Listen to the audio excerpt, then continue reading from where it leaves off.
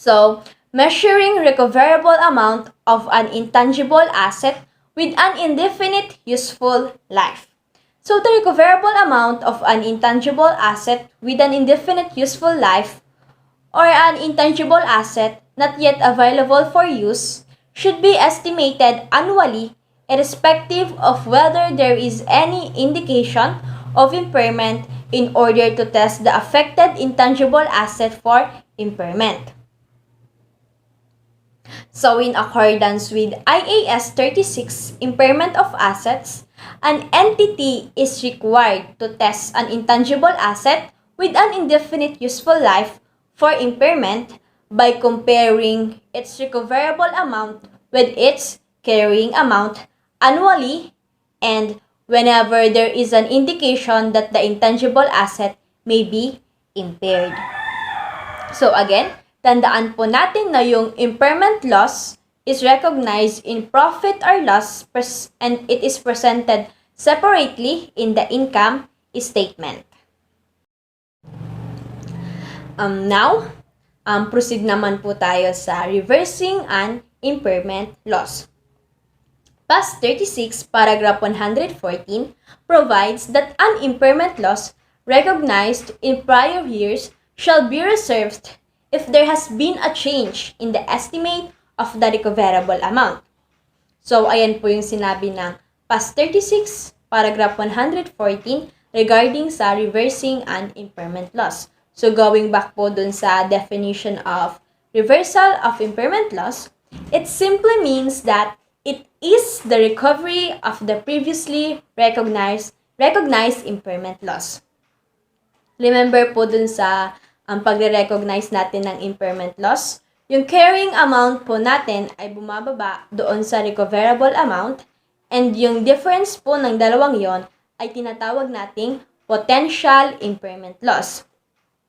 And as time goes by, nagkaroon tayo ng tinatawag na assessment ng recoverable amount and meron na nga tayong reversal of impairment loss.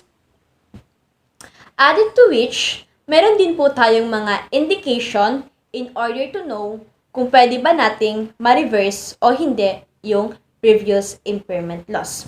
So, PAS 36 provides at least two indication which are the internal and external indication.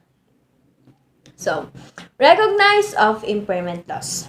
Same goes with recognition of impairment loss. Yung analysis po natin dito is either yung asset involved, the non-revalued asset, and revalued asset, or yung tinatawag or sinasabi po nating accounting model, which are the cost model and revaluation model. So, start po ako doon sa non-revalued asset. Yung rule po dito is the new recoverable amount must not exceed the carrying amount without impairment.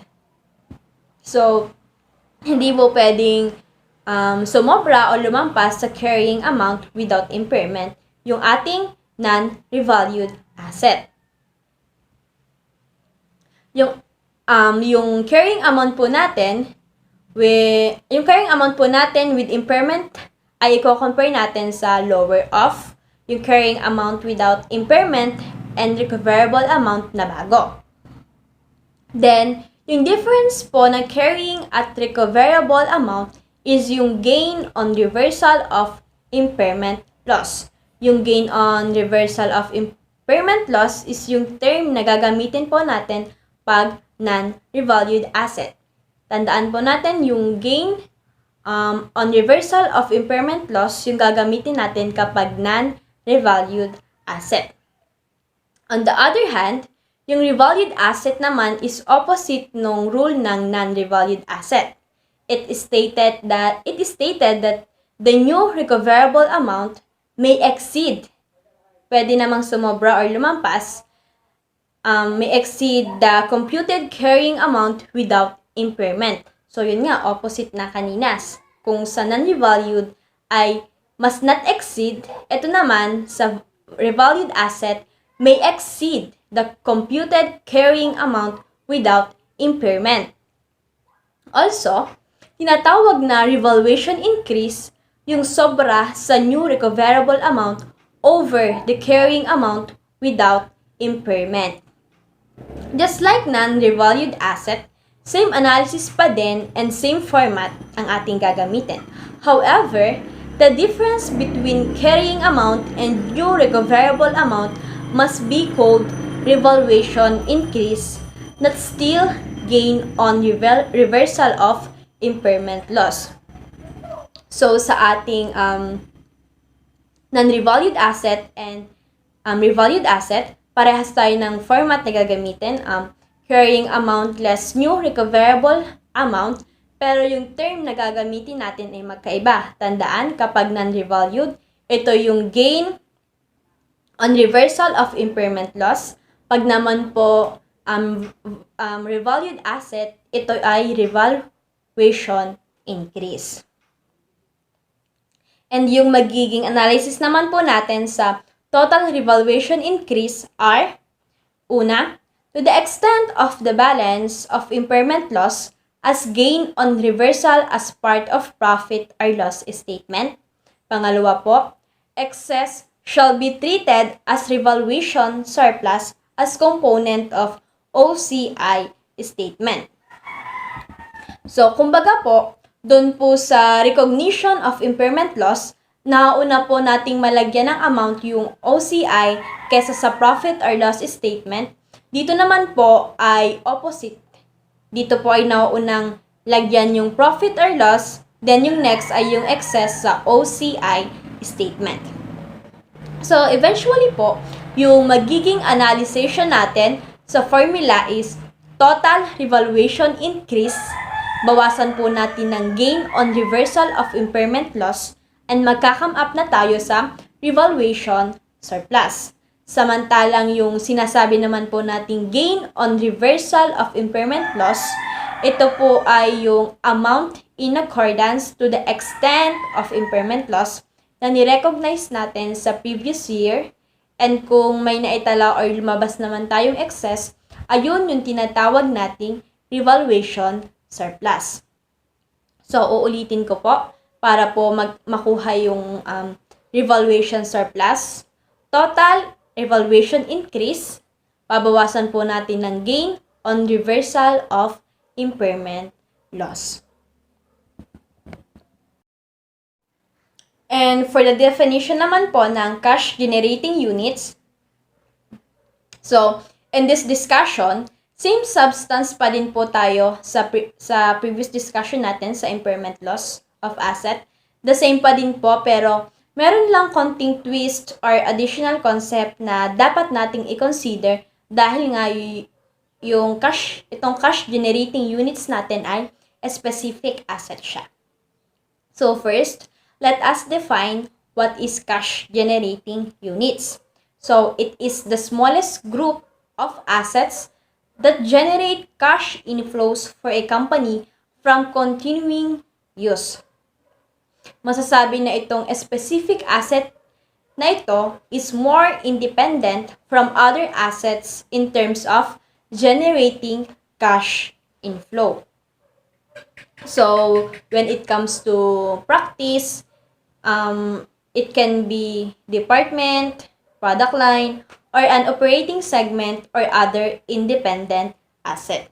So, basically, yun lang naman po ang ating cash generating unit. Basta, pag cash generating unit, tatandaan po natin na ang kailangan lang po nating tandaan dito is it must be considered the smallest group of assets, the independent asset that produce cash inflows for a company. So, proceed na po agad tayo sa recognition of impairment loss for cash generating units. So, yung recognition po natin sa impairment loss ng cash generating units is depends when CGU or cash generating units is without goodwill or with goodwill.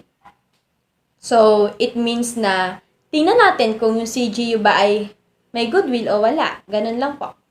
So, let me first discuss the cash generating units without goodwill. So, dito po sa cash generating units without goodwill, it is a specific asset lang at walang goodwill. Same analysis pa din po tayo. Carrying amount less recoverable amount at magka-come up tayo sa impairment loss. Doon sa under ng recoverable amount po, uulitin ko, kung ano lang po yung higher, yun lang po yung i-consider natin na recoverable amount at yun lang din po yung gagamitin natin sa pag-compute ng ating impairment loss. And then yung impairment loss na nakuha natin ay ipepresent natin sa profit or loss statement. So yon, impairment loss for cash generating units without goodwill. So ano nga ba ang analysis natin sa impairment loss for cash generating units without goodwill? So sinasabi na it shall be allocated among the individual asset for CGU on the basis of their carrying amount. Diretso na po agad yung hatian doon sa individual asset kasi nga walang goodwill. I-allocate agad yung impairment loss sa individual asset of the cash generating units. However, upon with goodwill naman po, yung cash generating units with goodwill, the same pa din po yung ating analysis or process in full again sa profit or loss statement, yung makukuha nating impairment of loss. Yun nga lang po sa pag-allocate po natin ng impairment loss, it shall be allocated first to the amount of goodwill and the excess to the individual asset of the CGU on the basis of their amount. So, ang magiging analysis po natin dito sa cash generating units with goodwill is impairment of loss less goodwill, and then the result is the excess impairment of loss. So, yung excess impairment loss po, ang paghahati-hatian or ito po yung to be allocated among individual asset of cash generating units on the basis again of the carrying amount. And basically, that's it po. Yan po yung mga concept na makikita natin sa past 36 impairment of assets. So, magmula po dun sa mga pag-recognize po natin ng impairment of loss, sa pag-reverse po natin ng impairment loss, and dun po sa cash generating units natin with goodwill or without goodwill. So, tandaan po natin in order to get the impairment loss, carrying amount less the recoverable amount. So, ito na po, yun na po ang ating impairment loss yung makukuha natin. So, at tandaan nyo din po na yung sa pagko-consider po natin sa recoverable amount, palagi pong yung may malaking amount ng asset po ang ating i-consider or yung gagamitin natin as recoverable amount sa pag-compute ng impairment of loss. That's a wrap for PAS 36, the impairment of assets. Thank you for your discussion, Ms. Casey Holongbayan and Cyril Holongbayan. Up next, the Pfrs 5, we're now going to discuss the non-current asset held for sale and discontinued operations together with Ms. Lori-Lyn Gico. Good day, everyone. After discussing the PAS 38 and PAS 36, we are now going to discuss the Pfrs 5, which entitled as Non-Current Asset Held for Sale and Discontinued Operations. So, let's start. We will first focus on non-current asset held for sale. But before that, ano nga ba kapag sinabing non-current asset? Just a quick review. So when we say non-current asset, it is a residual definition, meaning it is an asset that does not meet the definition of a current asset. Lahat ng asset na hindi kabilang sa current asset ay ika-classify natin as non-current asset. Example nito ay land, building, disposal group, and etc. Pero ano nga ba kapag sinabing disposal group? It is a group of asset to be disposed of o ibebenta na natin in a single transaction, not partially, and liabilities directly associated with these assets that will be transferred in a transaction. Ibig sabihin, hindi lamang yung asset ang madidispose, kundi pati na rin yung mga liabilities directly associated with these assets will be transferred. Matapos nating malaman ang ibig sabihin ng dalawa, madidefine na natin kung ano nga ba ang ibig sabihin ng non-current asset held for sale. This is defined in the paragraph 6 na kung saan ito daw ay ang non-current asset or disposal group that is held for sale, na kung saan we will now recover the carrying amount not through use but rather through sale. At dahil nga hindi na siya through use o hindi na magagamit, it must not be depreciated and we must reclassify these assets into a current asset na. Hindi na siya non-current kasi nga ibebenta na natin siya. Ngayon, ano nga ba yung conditions for classification as held for sale? We have two, which are first, the asset or disposal group is available for immediate sale. In its present condition, dapat kaya mo na siyang ibenta as is. It can be sold as seen. Wala ka nang dapat gawin, yun na mismo. Second, the sale must be highly probable. Ano nga ba pag highly probable? So for us to understand the second condition, may 5 conditions pa before we classify that certain asset as highly probable. So what are those? For us to understand and memorize at the same time, we have acronym for this, 5 conditions before classifying an asset as highly probable. Tandaan lang natin yung phrase na care you. So the first one is the management must be committed to a plan to sell the asset or disposal group. Hindi lang dapat plano ang meron ang management. Dapat committed talaga ang management. Seryoso at talagang ibebenta yung disposal group. So that's the first letter in our acronym, letter C. The management must be committed. Number 2, an active program to locate a buyer must have been initiated. Ang ibig sabihin, hindi lang enough na committed ang management. Kailangan the management is actively locating the buyer na. Hindi sapat na gusto mo talaga. Kailangan ay mayroong action. Yun yung second natin, active program. The third one, the sale price is reasonable. Reasonable, that is our R in our acronym CARE-U. So kapag sinabi nating reasonable, the price should be reasonable in relation to the fair value, yung makatotohanan at yung talagang malapitan sa kung magkano siya binebenta sa market. Hindi yung sobrang baba na parang i-denominate mo na yung disposal group. Number 4, sale is expected to be a completed sale. That's the letter E, expected to be a completed sale within 1 year from the date of reclassification. Kumbaga, within 1 year, expected na mabebenta na yung asset. But not in all situation. Kasi merong mga asset na hindi nabebenta within 1 year. But what is more important is that the management has an expectation. And the last condition is that actions required to complete the plan indicate that it is unlikely that the plan will be significantly changed or withdrawn. Ibig sabihin, it is unlikely na may mababago sa plano. Dapat, kung ano talaga yung plano you are committed with, that is what will be initiated. So that's the 5 conditions. CARE-U, committed, active program, reasonable, expected to be completed, sale, and unlikely that the plan will be changed. We will now move on the measurement of non-current asset held for sale in accordance with paragraph 15 of the standard.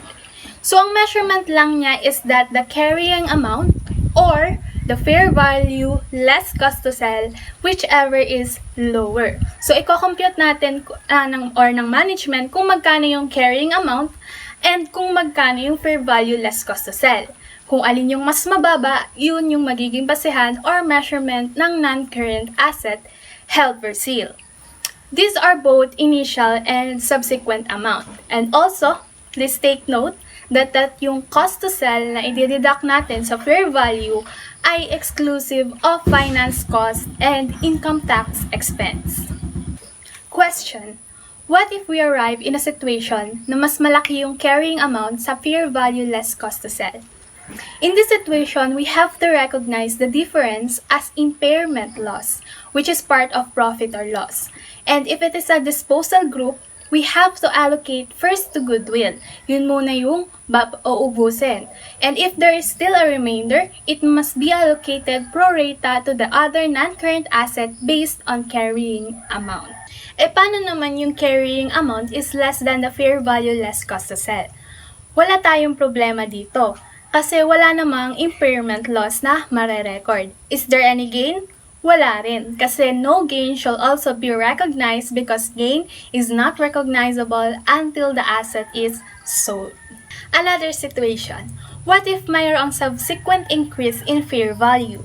Sa ganitong sitwasyon, we can recognize gain but not in excess of any impairment loss previously recognized. Ibig sabihin, kung wala namang na-recognize na impairment loss previously, wala kang i-recognize na gain. As simple as that. Para mas maintindihan natin ng Pfrs 5, I have an illustrative problem. On January 1, 2022, Pepper Company acquired a building at cost of 10 million to be used as administrative office. The building has an estimated useful life of 10 years and a residual value of 2 million pesos. On January 1, 2026, the equipment was classified as held for sale. On such date, the fair value was estimated to be 7 million and the estimated cost of disposal to be 500,000. On September 30, 2026, the equipment was sold for 6,300,000. So we have bunch of requirements here below at iisa-isahin natin yan. Ang gusto ko lang gawin nyo is take a screenshot of this problem para maging guide natin sa mga susunod na solution part at mas maunawaan pa natin. Una muna, how much is the measurement of the non-current asset held for sale on January 1, 2026? Ang gagawin natin ay kukomputin ang carrying amount at fair value less cost to sell. Kasi, di ba, kung maaalala natin, sinabi sa standard na ang measurement ng non-current asset held for sale ay either current amount or carrying amount or fair value less cost to sell.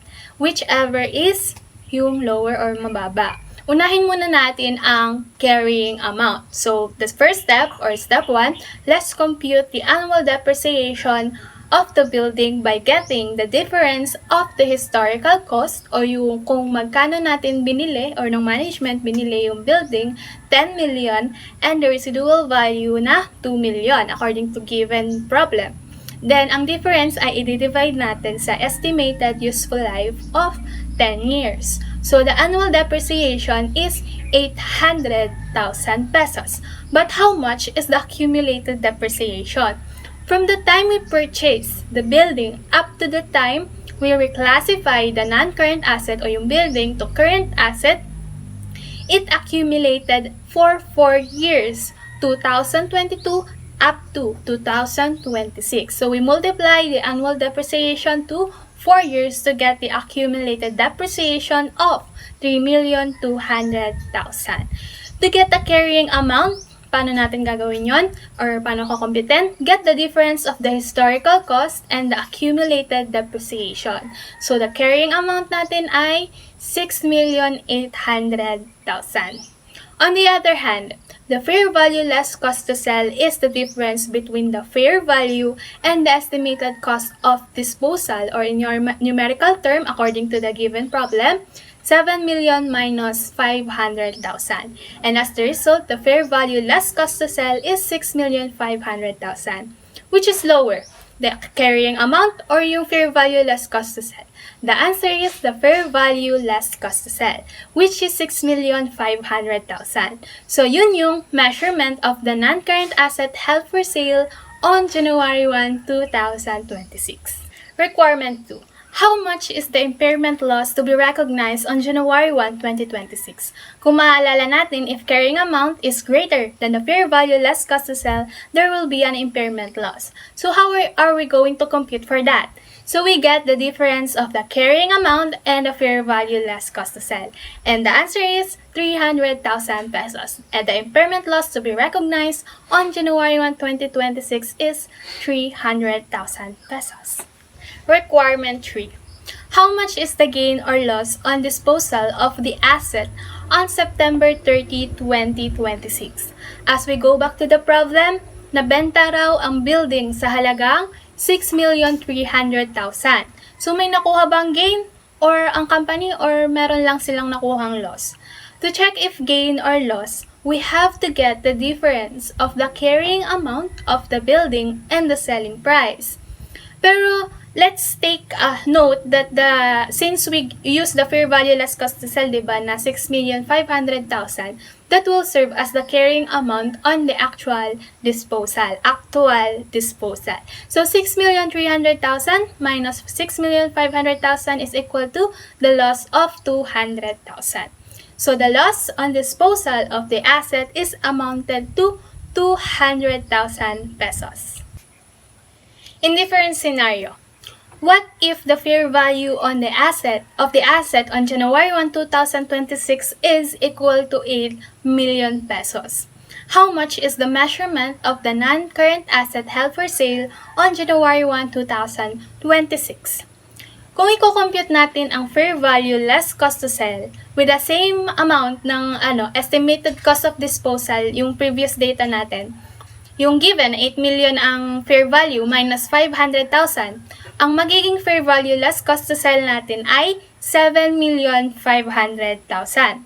At yung carrying amount from the previous data, pinag-compute natin ay 6,800,000.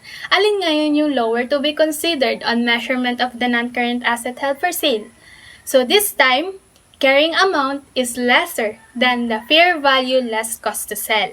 So ang measurement ng non-current asset held for sale natin o yung building, ang gagamitin ay ang carrying amount na 6,800,000. At yung susunod na tanong, how much is the impairment loss to be recognized on January 1, 2026? The answer is 0. Bakit? Because as we have discussed earlier, if the carrying amount is lesser than the fair value less cost to sell, there will be no impairment loss. After recognizing and measuring the non-current asset held for sale, we will now going to discuss the presentation of asset held for sale. Bakit asset na? It is because ayun nga, non-current asset is considered as current asset as we held them for sale. So ayon sa Pfrs 5, paragraph 3, asset classified as non-current in accordance with PIS 1 shall not be reclassified as current assets until they meet the criteria to be classified as held for sale. Lahat ng criteria or condition na nabanggit natin kanina ay dapat makamit muna ng isang non-current asset before it is reclassified as current asset. At ayon din sa Pfrs 5, paragraph 38, if the non-current asset is a disposal group classified as held for sale, the assets and liabilities of the group shall be presented separately and cannot be offset as a single amount. So that's it for the non-current asset held for sale. A brief discussion that I hope you understand and you learned a lot from me. We will now go to the second part of the Pfrs 5, which is the discontinued operations. First, we must define discontinued operations. It is actually defined in the IFRS 5 Appendix A, wherein discontinued operations are considered as component of an entity that either has been disposed, ibig sabihin na benta, or is classified as held for sale. Pero may kasamahan pa yan, nakalagay sa standard yung word na and, kung saan there are 3 more conditions for us to classify it as a discontinued operation. So the first one is that it represents a separate major line of business or geographical area of operations. Meaning, dapat major line of business yun ng company. Example, SM first line or major line niya ay department store. So, kung ipapasara ni SM ang department store specifically, pwede na natin siya i-classify as discontinued operation since it represents a separate major line of business. The second condition or definition is that it is part of a single coordinated plan to dispose of a major line of business or geographical area of operations. Dapat kung i-dispose natin yung major line of business na iyon, dapat kumpleto, hindi pwedeng partially dinidispose. Lastly, it is a subsidiary acquired exclusively with a view to resale. Kapag sinabi nating subsidiary, it is a business that is actually acquired. Example, yung Mang Inasal. Di ba inacquire siya ni Jollibee? So, Mang Inasal is a subsidiary business of Jollibee. But take note na hindi siya discontinued operation. Why? Kasi binili siya ni Jollibee without the intention of reselling. So, masasabi lang nating discontinued operation if this subsidiary is acquired exclusively for resale. Moving forward, when to classify a component as discontinued operations? For us to classify a component as discontinued operations, we have two conditions. The first one is that when the entity has actually disposed the operation, ibig sabihin, nabenta na yung component na yun ng company na yon. And the second one is that when the operation meets the criteria to be held as for sale. So, kung babalikan natin yung non-current asset held for sale, di ba may dalawang conditions doon? Yung first one, kailangan it readily available for immediate sale. And the second one is it must be highly probable. Kailangan, before maklasify ang component as discontinued operation, kailangan niya rin munang ma-meet ang criteria ni held for sale. Meron tayo ditong examples of discontinued operations. So, number 1, selling by a diversified entity of a major division that represents the entity's only activities in the electronics industry. Number 2, selling by a meatpacking entity of controlling interest in the furniture entity. Number 3, selling by a communications entity of all its radio stations. And last, a conglomerate is engaged in commodity business, real estate, manufacturing, and construction business. Lahat ng examples na ito or scenarios are classified as discontinued operations because they meet the definition and criteria on when are we going to classify a component as discontinued operations. Pero kailan nga ba natin masasabi na hindi ito isang discontinued operations? Number 1, phasing out of a product line within a product group. Hindi ito discontinued operation kasi dapat buong component ang ibinebenta ni company, hindi lang yung particular na product line. Number 2, shifting of production or marketing activities for a particular line of business from one location to another. If ililipat mo lamang yung operation mo, like for example from Batangas City, ililipat mo siya sa Lipa, hindi pa rin siya masasabing discontinued operations kasi hindi naman talaga ipinasara ng business. Ililipat lamang yung operation. Number 3, closing of facility or factory or branch to achieve productivity improvement or other cost savings. Still, hindi ito discontinued operation kasi we are not disposing anything. We are now going to discuss the disclosure on financial statements.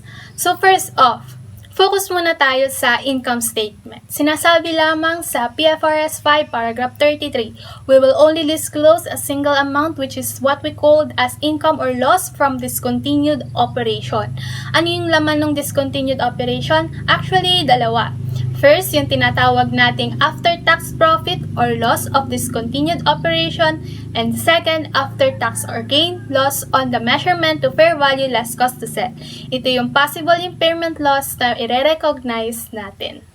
In balance sheet presentation, we must also disclose a single account in asset and single account in liability. Or in simpler words, ito yung dapat makita natin sa balance sheet.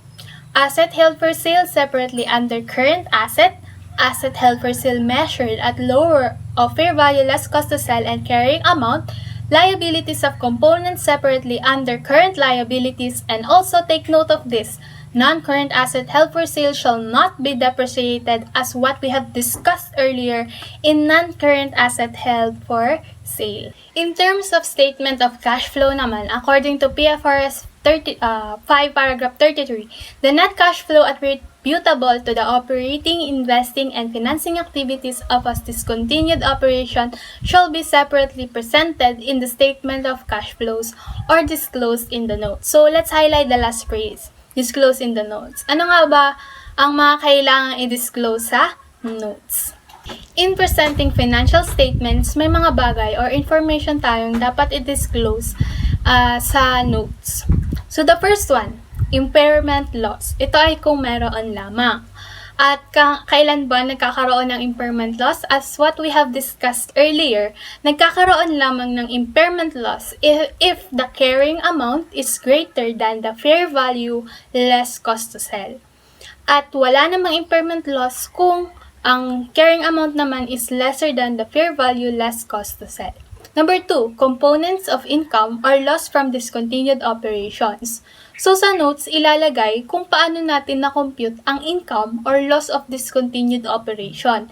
Kasi 'di ba nabanggit natin kanina sa income statement na single amount lamang ang ipinapakita dito ay dun sa paragraph 33. So the detailed version can be seen as the preparers of the financial statement disclose them in the notes. Then, the third one, gain or loss on disposal. It is part of the income or loss from discontinued operation. And the last one, termination cost of employees. Any termination cost na ibabayad natin sa mga employees ay kailangang i-disclose sa notes because as we all know, once the business disclosed an operation or disposed an operation, or it become or considered as discontinued, those employees who are part of that particular segment will be terminated.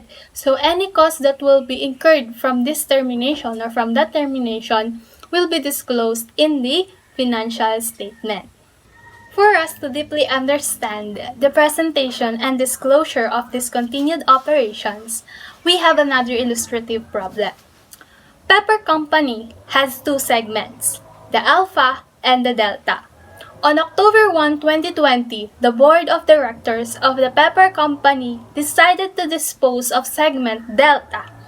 On November 30, 2022, Pepper Company signed a contract to sell a segment Delta, but the sale is expected to be completed by March 31, 2023. On December 31, 2022, the carrying amount of the assets of segment Delta was 8 million pesos, and the carrying amount of the liabilities was 3,200,000 pesos. The fair value of segment Delta is 4,500,000, while estimated cost of disposal is 300,000. The sale contract required Pepper to terminate certain employees of segment Delta. The expected termination cost is 300,000 pesos to be paid on August 31, 2023. The accounting records of Pepper Company are seen in the presentation. And the requirement for this problem is to prepare the income statement of the Pepper Company for the year ended December 31, 2022. So again, I want you all to take a screenshot of the problem, yung naunang slide at saka ito, para mas maunawa natin kapag nag-solve na tayo ng problem at ipinakita yung mga solution. So first, let's recognize the carrying amount of the net assets and the fair value less cost to sell of the Delta. Yun yung segment na i-dispose na ni company. So according to the problem, the carrying amount of the net asset is equal to the given carrying amount of the asset, which is 8 million minus the carrying amount of the liabilities, which is 3,200,000. After deduction, we will now arrive or makukuha na natin yung carrying amount na 4,800,000. While the fair value less cost to sell is equal to 4,200,000. So tandaan natin tong mga data na ito para kasi gagamitin natin to sa mga susunod pang slide. The second step is to compute for the income or loss from discontinued operations, which is particularly disclosed in the notes. Ito yung pinaka-detailed or computation na i-disclose natin sa notes. So, discontinued meaning let's focus alone sa Delta segment. So, the sales of the Delta, according to the given data, 7 million less cost of goods sold na 4,400,000 is equal to the gross profit of 2,600,000. Then, we also deduct the given expenses na 800,000. Nabanggit din sa problem na may termination cost na 300,000. So, i-deduct din natin yan sa gross profit. Now, the impairment loss. Saan nanggaling yung impairment loss? Again, if we go back to our discussion and from our previous computation, if the carrying amount is greater than the fair value less cost to sell, mayroong impairment loss na makukuha. At from the data na ating kinuha sa step 1, from previous slide, ang impairment loss natin ay 600,000. I-deduct ngayon natin siya sa gross profit together with the expenses and termination costs. After deduction, we will now arrive with the income before tax, which is 900,000. Then minus the income tax from the given income tax rate na 30%, that is 270,000, we will get the income from discontinued operations, which is 630,000 pesos. Yan na ba ang final answer? No. Because ang nire-require ni problem is to prepare the income statement of the paper company. Yan ay income from discontinued operations pa lamang. So let's prepare the income statement. Let's first get the data given ng alpha segment. Yung segment na considered as continuing operation. Yung isa, yung alpha. So the sales of alpha is 9 million minus the cost of goods sold 4,600,000 is equal to gross profit of 4,400,000. Then we will also less the expenses of the continuing operation alpha 1,200,000 to arrive with the income before tax na 3,200,000. We will now less the income tax na magiging 960,000 to arrive with the income from continuing operation. Yung alpha lang yan ha, which is 2,240,000. After makuha yung income from continuing operation, we will now add the income from discontinued operation, yung nakuha natin from previous slide, na 630,000. Kung mapapansin natin, it is a single amount presented in an income statement in accordance with Pfrs 5, paragraph 33. After adding, doon natin makukuha yung final net income na 2,870,000. So yan, yung pinaka-income statement ng paper company after after a discontinued operation. So ayun, we have discussed the Pfrs 5 non-current asset held for sale and discontinued operations. Thank you for listening, and I hope you learned a lot from this discussion. Again, this is Lori-Lyn from Group